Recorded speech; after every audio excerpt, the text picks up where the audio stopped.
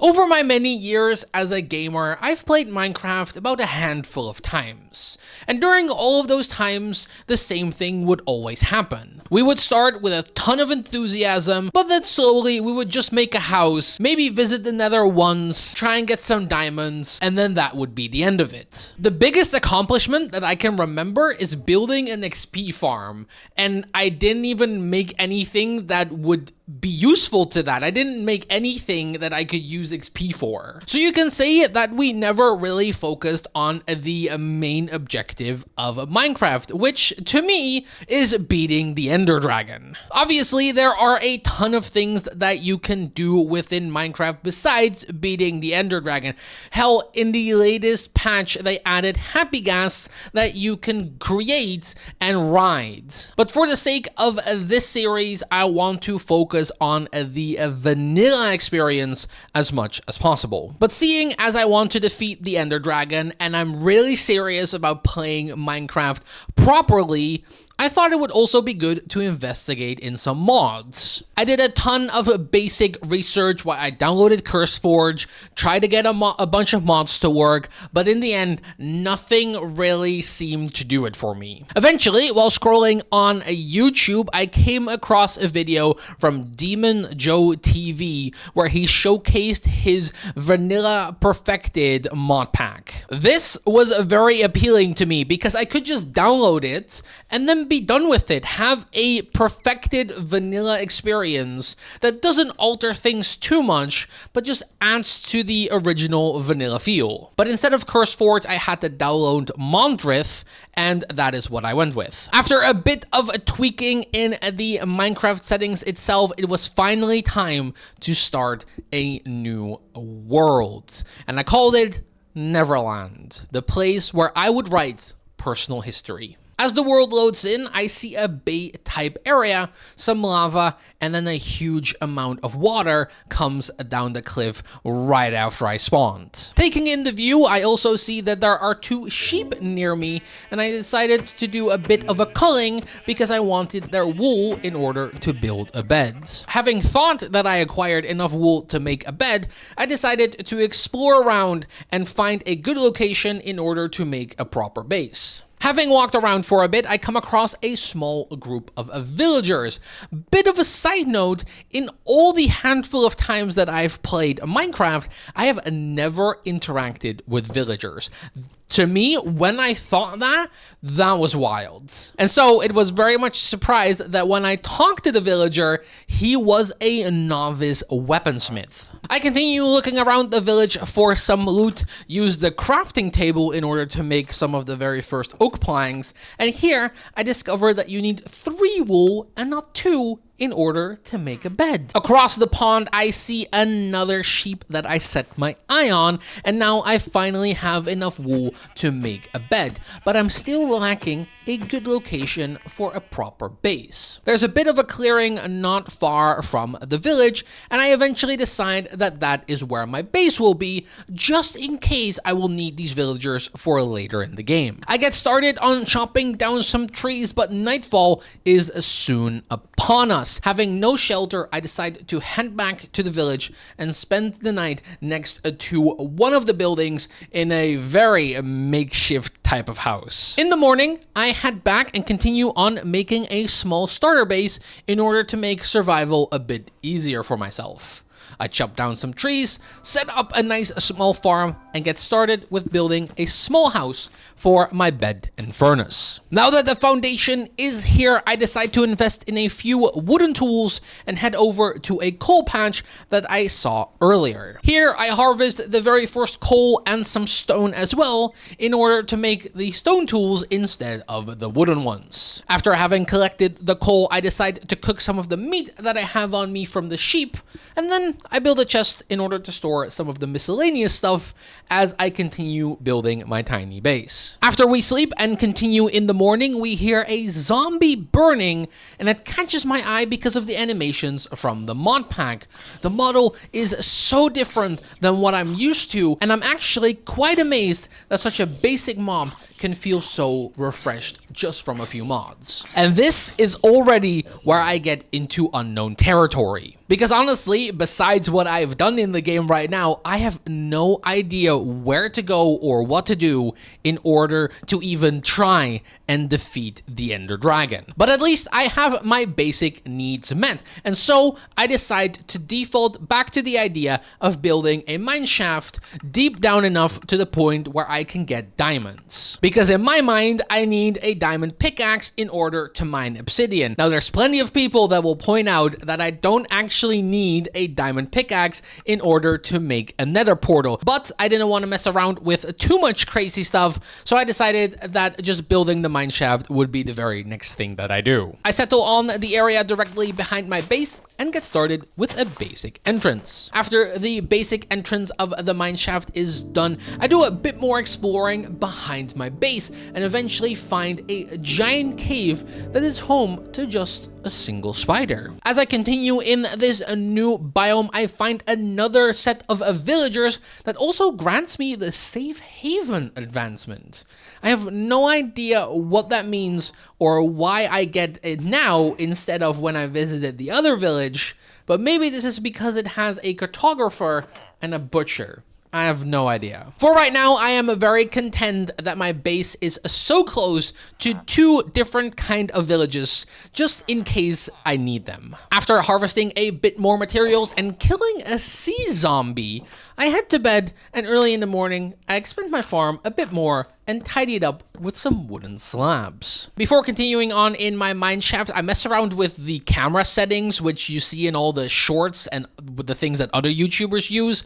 I didn't really get the hang of it. I didn't really find it all that intriguing, so I will not be using that a whole lot. But it was fun to mess around and see what the game actually has in store if you don't play it like a noob. I then spend the next 30 minutes just extending the mine shaft downwards. I remember that I need to be in the minus range somewhere, so I have a very long way to go. During the many breaks that I take from digging out the mine shaft, eventually the trader shows up. But as I go to sleep, there are some weird noises coming from the trader, potentially from him going invisible, and then my game just crashes. Luckily for me, I don't lose a lot of progress, and this time around, the merchant does not crash my game as we go to sleep. I continue building the mine shaft and eventually come across an area filled with water.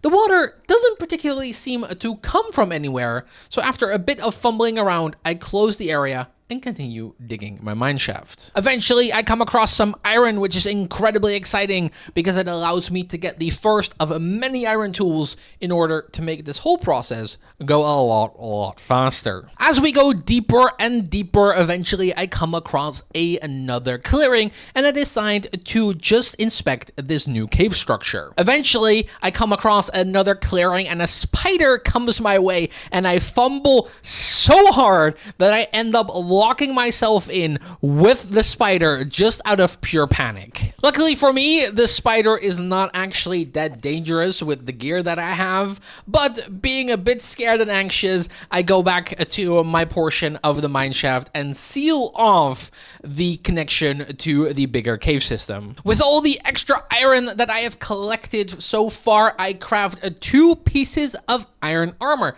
something that I also feel I have never done in all my time of playing Minecraft. We move back into our cave and make our way to floor 11, where we set up a small base with a furnace, crafting table, and a chest. Here we branch out in order to look for a hint of iron and maybe even some diamonds. After mining around for a bit, I move back upstairs and go for a small nap because I don't want the terrifying ghosts to come and attack me. But then my game crashes once again. After booting up the game, I try to use my bed, but thanks to some voodoo magic, it says that the bed is occupied.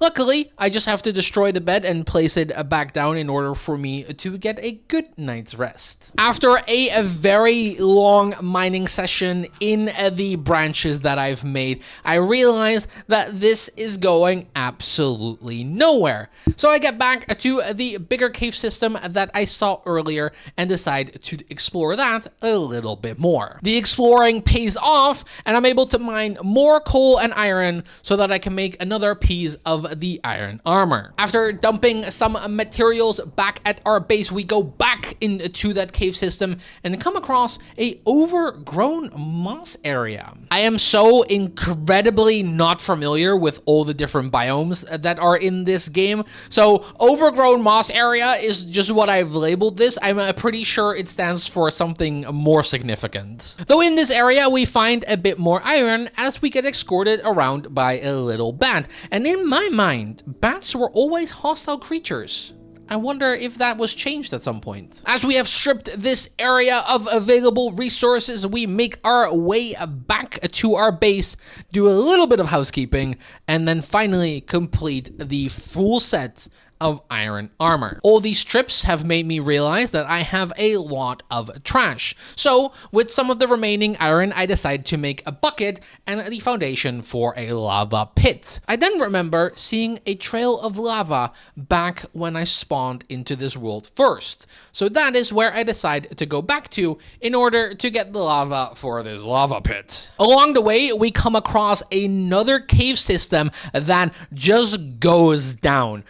I did not want to mess around with that. It intrigued the hell out of me, but I surely didn't want to go all the way down because I knew that I was going to get stuck there and die. So I decided to move on and get ourselves the bucket of lava and then make our way back to base in order to fully make this lava pit operational. With the lava pit functional and getting rid of a lot of trash, we move back into our mine shaft and do a whole bunch more of mining, but it is all in vain because I cannot find anything. I cannot find caves.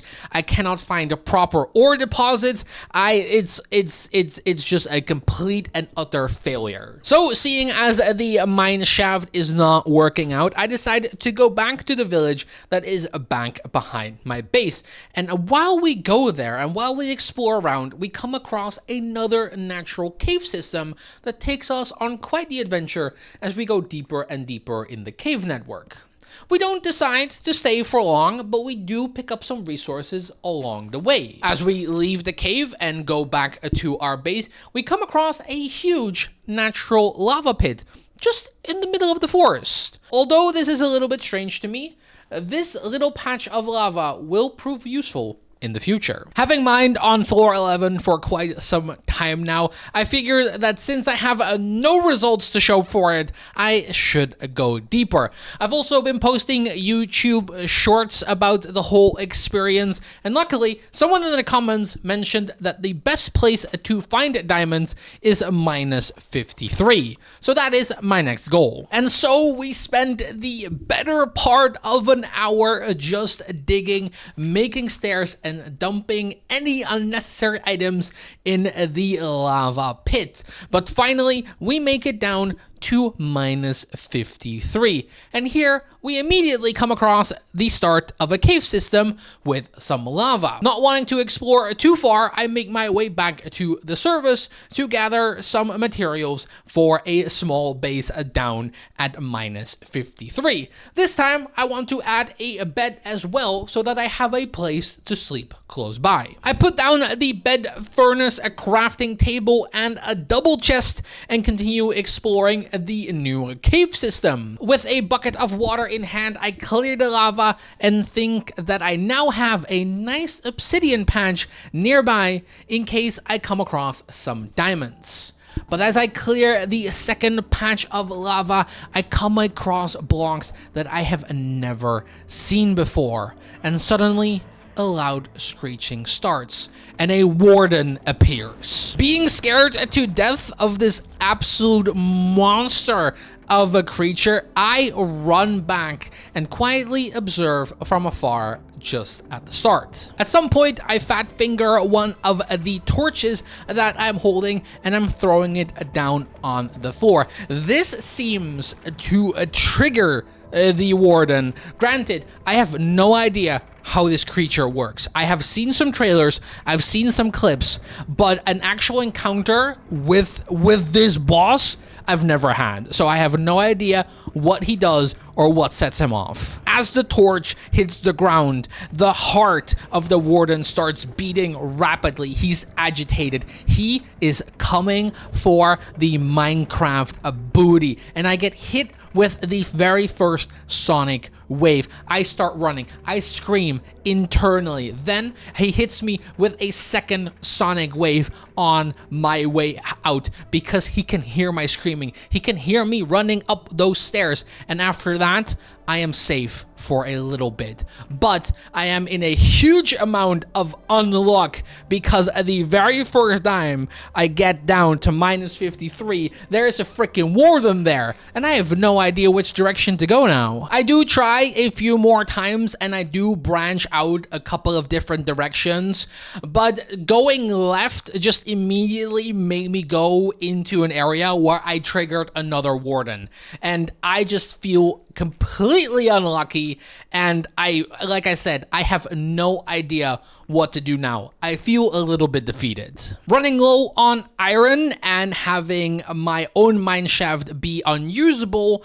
I decide to go back to the huge cave system from earlier where I found the lava. The drop that you make in this cave is as daunting as it was the first time I laid eyes on this cave, but we slowly go down and we slowly come into more open cave systems, but these are filled with a ton of mobs. As we explore the upper parts of these cave systems, we get a bit of coal, we get a bit of iron, but for the real prize, for all the glorious ores, we have to go down into all of the zombies, skeletons, and spiders that are waiting for us on the lower levels. Feeling brave, I traverse down a waterfall and use the water to filter out some of the zombies. But their numbers are many, and eventually they whittle me down quite a bit. Eventually, I swing and I miss, and a zombie gets me, ending me for the very first time during this adventure. But luck suddenly is on my side because I go to bed and then the game crashes. After I load back up the game, it spawns me back on top on the safe parts of the upper cave system, right where I was before I went down the treacherous waterfall. Seeing this as a second chance, I decide to go down a different route. Being in the cave system as we are, this route also proves quite dangerous, and we come across what I can only describe as a witch because we are doused in potions. As we continue to explore and gather ore, eventually I am brought down by a skeleton archer shooting me in the back as I'm mining iron. At this point in the game, I am feeling quite defeated because the mineshaft that I had built leads now to an area that I can no longer explore due to the presence of the warden. And I can also not explore the other cave system properly because I am either reckless, not geared enough, or there are just too many mobs. So I take a big long break from the game. But after a while, I feel invigorated and I'm hell-bent on getting back my stuff. So I set my way to go back to the cave system, and everything goes relatively smooth, and we make our way deeper into the cave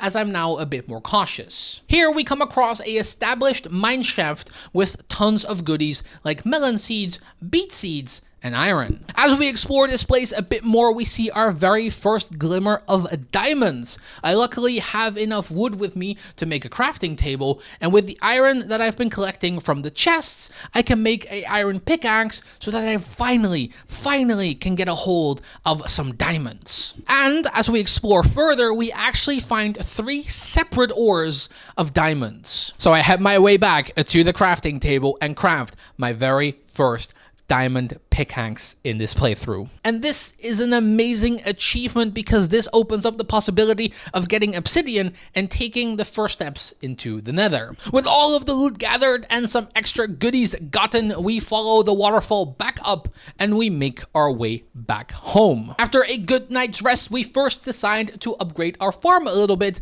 seeing as we got some extra seeds to use. With our farm now upgraded, it is time to gather obsidian and make our very first Nether portal. But the only readily available obsidian that I can think of in that moment is down with the scary warden. I tried to get close to the patch of obsidian several times, sneaking my way, but nothing seems to be working. I trigger the warden every single time, no matter what I do. So I figure it is better to get the obsidian from somewhere else. In the very first cave system that I explored, I remember hearing some lava noises, and I decided to go around there, but sadly I cannot find the source of those lava noises. But then I remember the giant lava pit that I found in the middle of the forest and make my way there.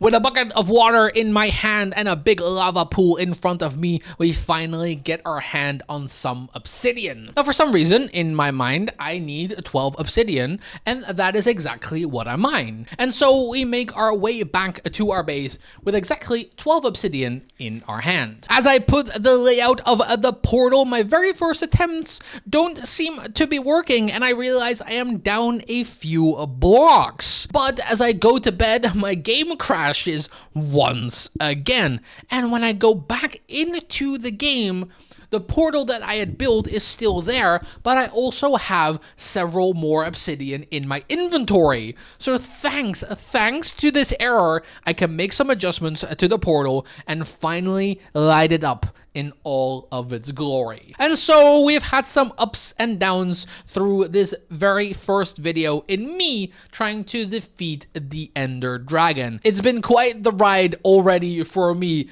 The Warden was one hell of a twist, I can tell you that. But as all of that happens, I am dead set on defeating the Ender Dragon and taking my very first steps into the Nether.